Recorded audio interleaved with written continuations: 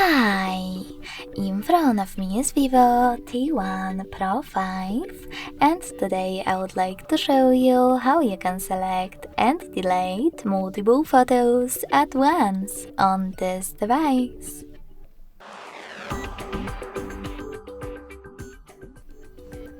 Begin by opening Albums app and selecting one of your folders, like Camera.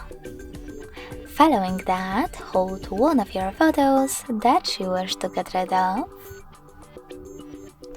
and click on those three dots at the top right corner. Then tap on Select All option. Exclude some of your photos that you don't want to delete by tapping on them.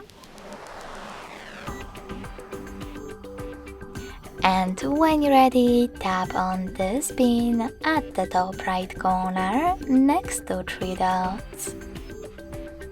Lastly, confirm your choice in the pop-up.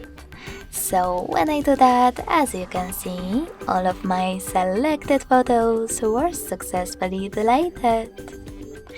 Thanks so much for watching. If you enjoyed this video, don't forget to leave a like, comment and subscribe.